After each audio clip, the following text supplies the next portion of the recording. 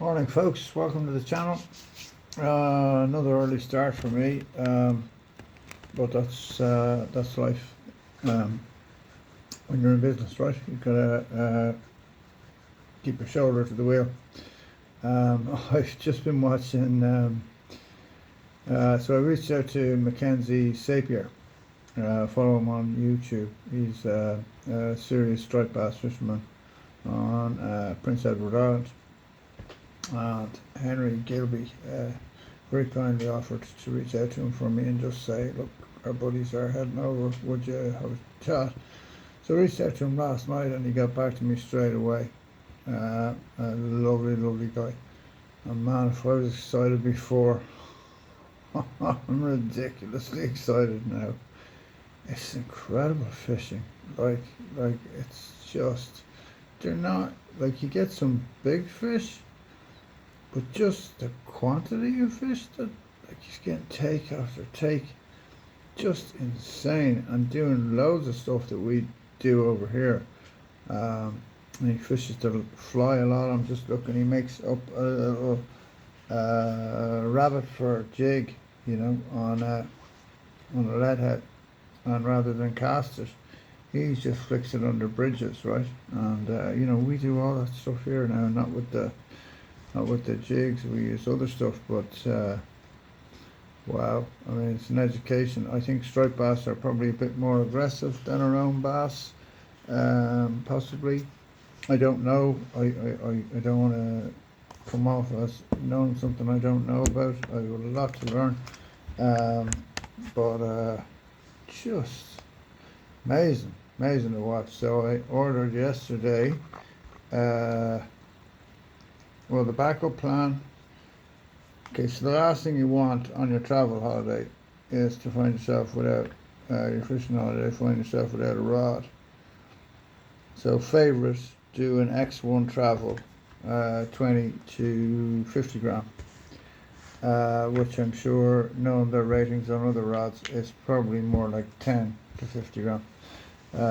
So I bought myself one of those just as the backup, right? And now I'm on the hunt for a really nice 4-piece travel rod. Now I am tempted, to be honest, to push the button on a red rod, right? I am, because they are absolutely beautiful rods. I know a lot of people get it up their nose about them, but I've fished with them for 20 something years, and I have to tell you, they are incredible rods. And that's kind of the topic for today anyway. I wanted to talk a bit about rods. So there's no point trying to demonstrate rods to you in this setting. I will demonstrate rods to you once the weather breaks. I have so many rods upstairs, and I'll take each one out and show you me taking each of the rods through its paces, right? The reality today is, with the various styles of fishing, yeah, you can fish with just one rod, right?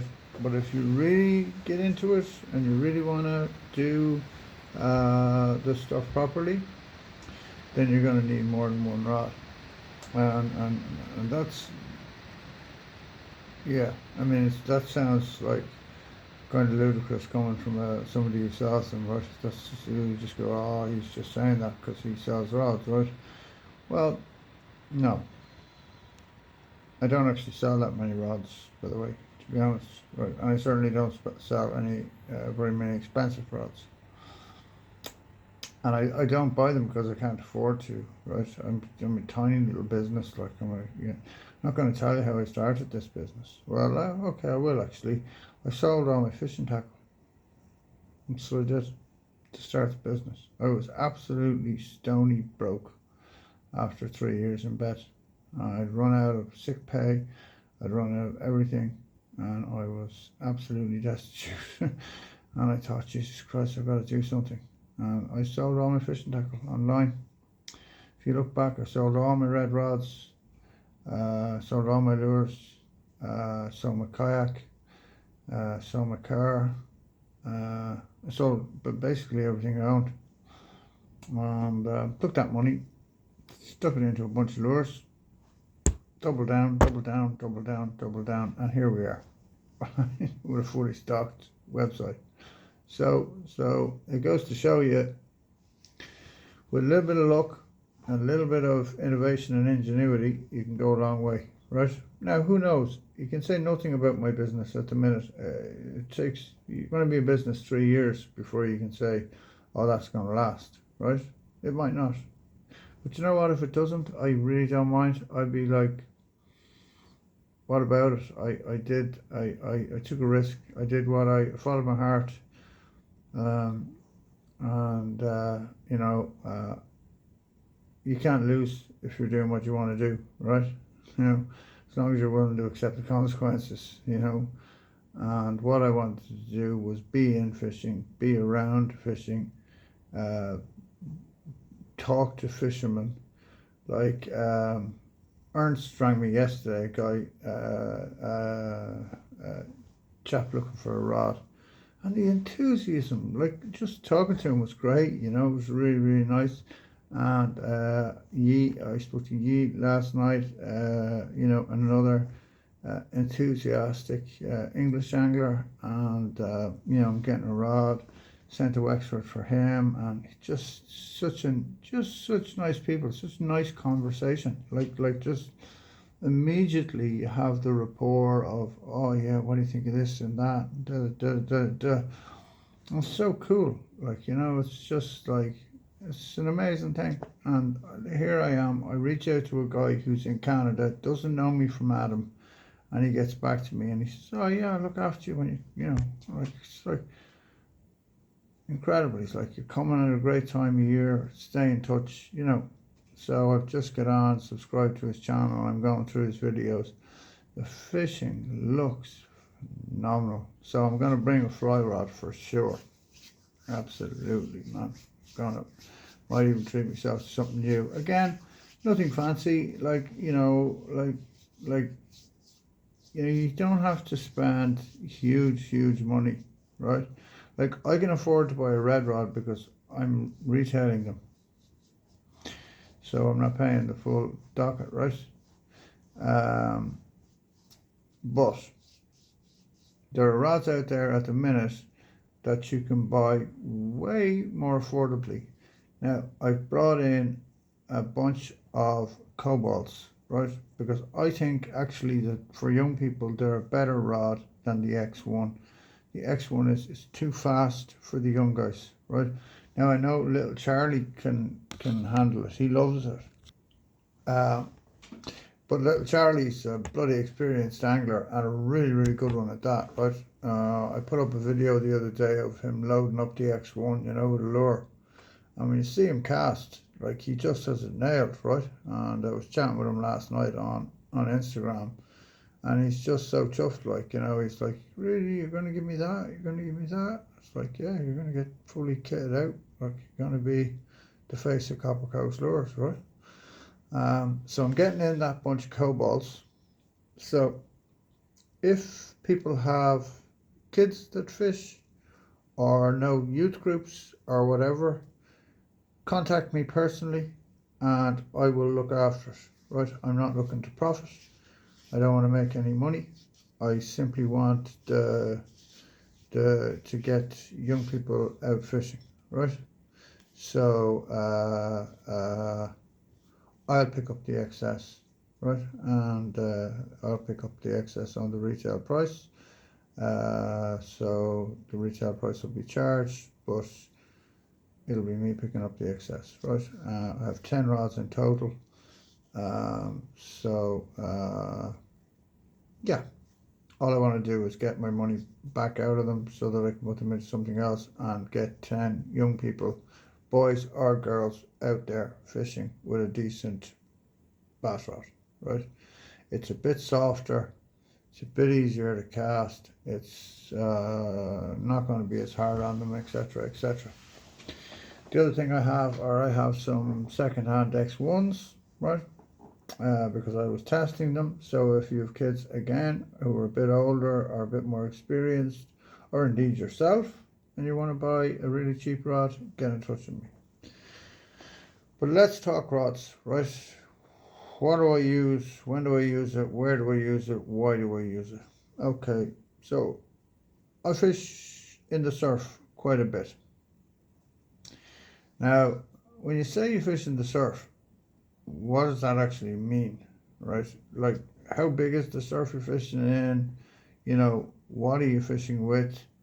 And what style of rod do you need? Well, you need something that's at least 8.5 foot, right? So this year I'm going to be fishing the 822 heavy from Favorite, right? And my reason for that is the rating. It's rated 15 to 56, but I know for sure that it'll throw a 10 gram lure because I've already done it, right? And I know it'll work as outlaw and all those other surface lures because I've already done it, right? So that means I'll be able to fish in the surf. If it dies out there, I'll be able to go backwards into the estuary and do estuary style fishing with the same rod, right? Now, I might not be able to do estuary style fishing as well as I would be with, say, the 7.5 foot, okay? Now, so, if I was going to recommend a rod, I would say get a rod that has a higher rating, right? If you're going to fish in the surf, particularly if you're going to fish in big surf, okay? Because you're going to need to fish lures, A, that are big enough to cut through the wind, B, that are big enough to catch the bass's attention when it's really fizzed up, okay? And C, that are long enough that you can control the lure, that it's not just getting stuck in the first wave, okay? So I would look at a heavier sort of, something sort of 15 to 42 or whatever, in the tail walk range, perhaps, or whatever. Daiwa do lovely rods. You know, I've had the Labrax AGS before I was in the business. I would import from Japan, and I imported. Thought I got away with it, right? I imported 2 Labrax AGS, and I was charged no duty, and I was chuffed. I was like, geez, I got those for peanuts. And then 3 months later, I got a bill in the door. I was like, oh my God, Customs and Revenue want X. And I was like, oh, those rods are really expensive. But the Daiwas are really a good rod. I like them. You might hate it, right? That's how personal rods are. Like, I like the X1 for 89 euro, whatever it is, 88, 89 euro, well, I can't remember.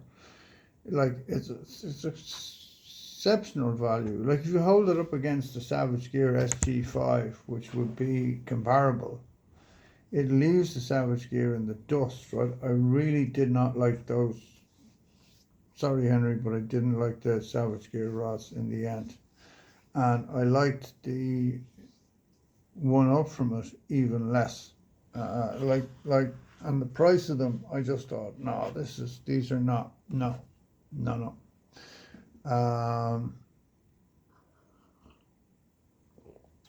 Now look, you can say the same about, like, some rods are way overpriced. I'm not going to argue with that.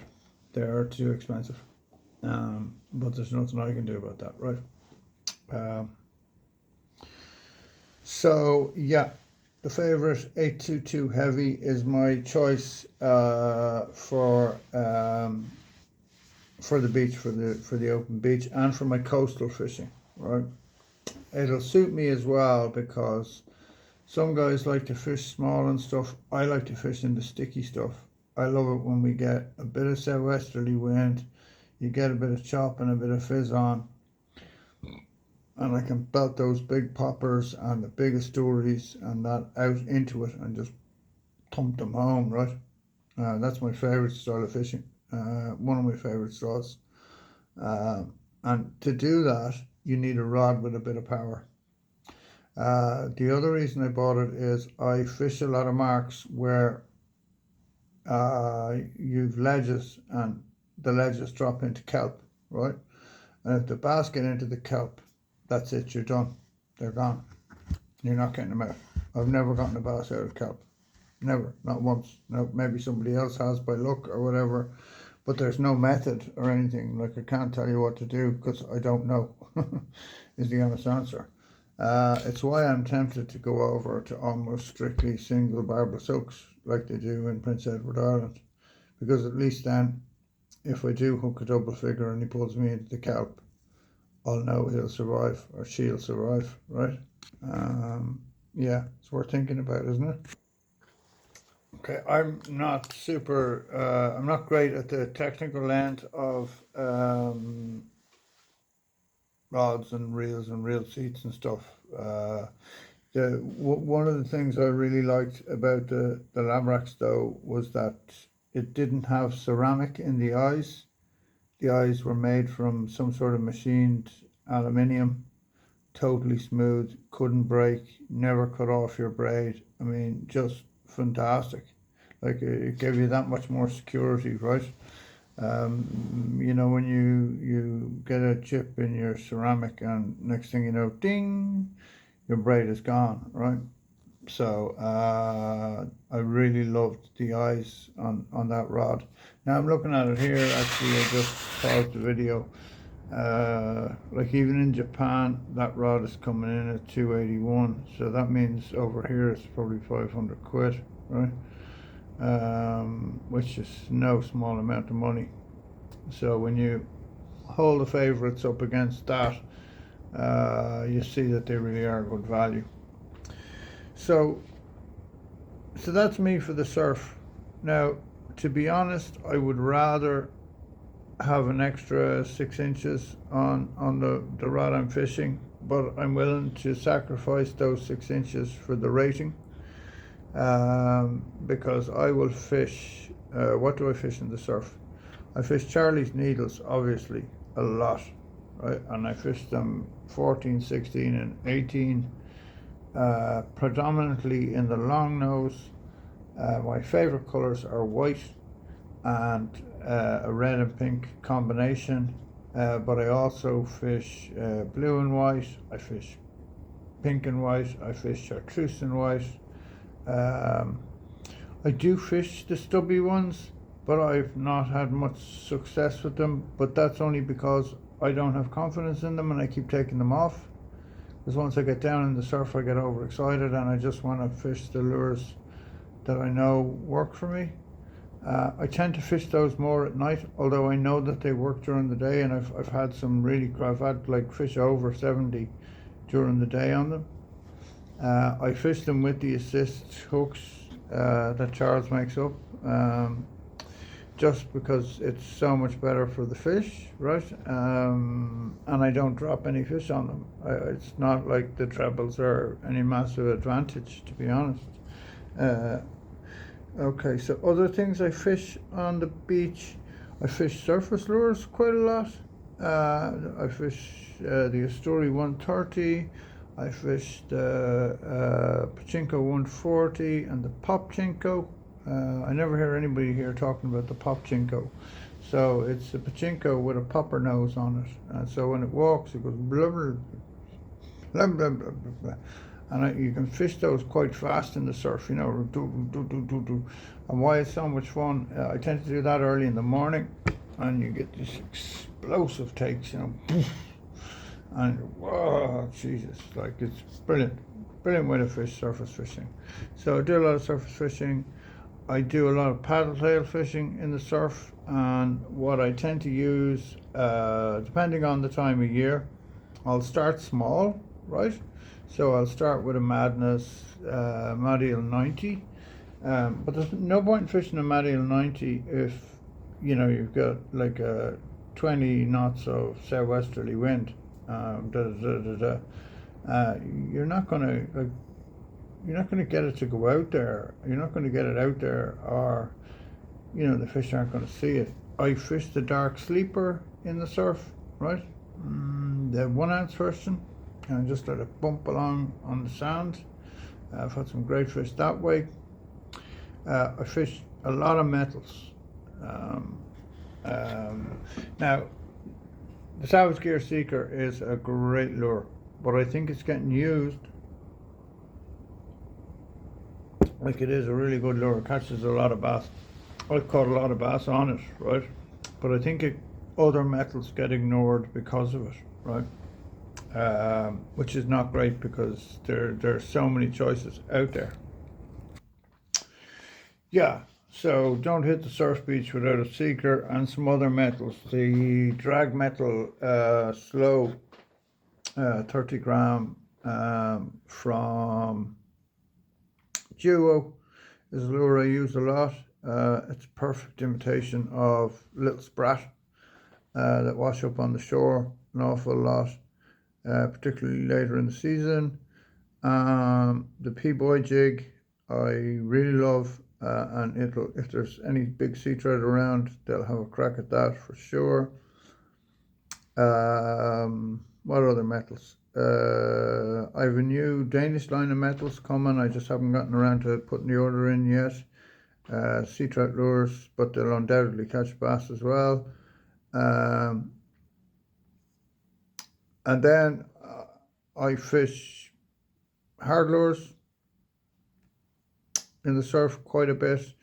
I tend to fish sinking lures because you need something that will grip down, like a floating lure, unless it has a particularly big, like if you got a high float deep diver, that's fine, right? But the problem with those is they tend not to cast very well because the lip is so big. So I tend to fish sinking lures, and for that job I use the Spearhead Ryuki 110 salt water.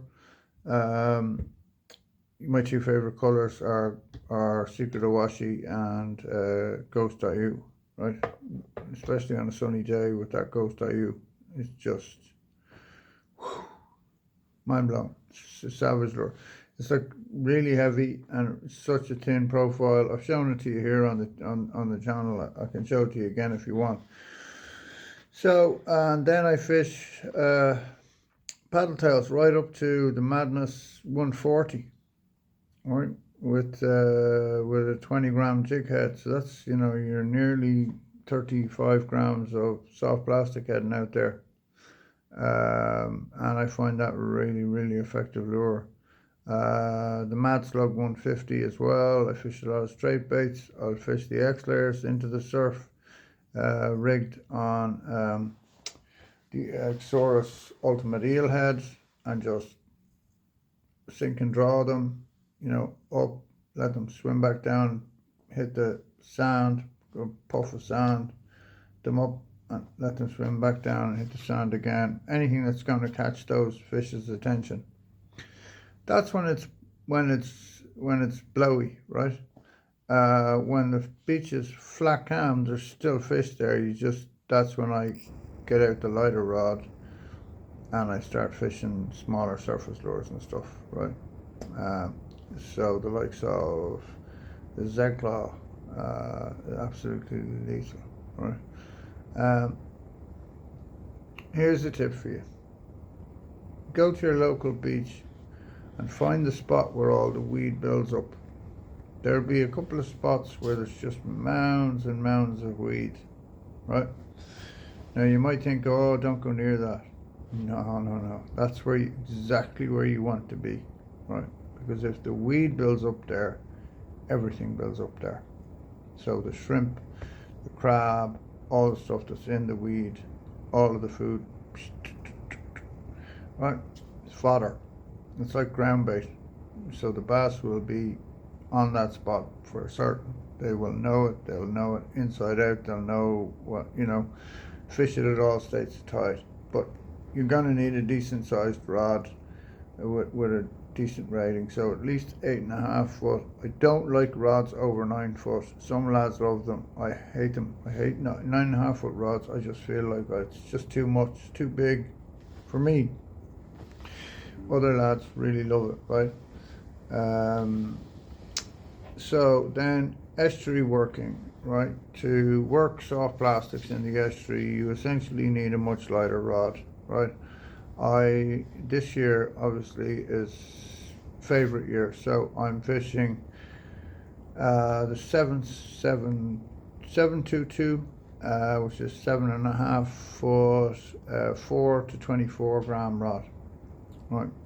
And it does a wicked job of trotting baits, of working top water, small top water lures, not even small ones, like it'll fish the feed popper 100, it'll fish the Z-Claw, it'll fish the Chinko 125, it'll fish the Frosty, but it will also let me trot likes of a 4-inch 1-up shad, 4.5-inch X-layer or giant X-layer on the batchy head. It'll let me trot those through the runs, or it'll let me cast an 18-gram needle right across the mouth of the estuary and just let it sweep the whole, let it get pushed with the tide, right? So I'll cast it back up the current so it sinks a bit, and then it just gets swept around. It's a bit like fishing a wet fly, Anybody who's done a bit of wet fly fishing for either salmon or trout will understand, you're just covering the swim, right? And oftentimes, actually, when it's straightening out, that's when you get hit. And I do the very same thing, actually, with hard lures. John, he's a lovely guy from Tremor, went guiding with me a couple of times, and I told him, that little trick, and he was looking at me as if to say, I'm not so sure about that.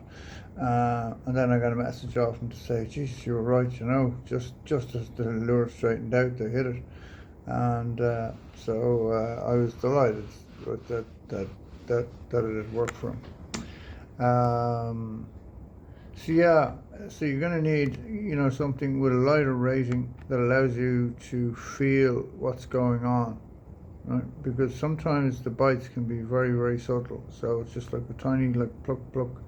Or other times, if I have a U in the braid and I see that braid straighten, I'll strike, and oftentimes bang them into a fish, right? Because they just, if you imagine that's their mouth, they just go like that, and it shoots water out through their gills and sucks the bait in, right?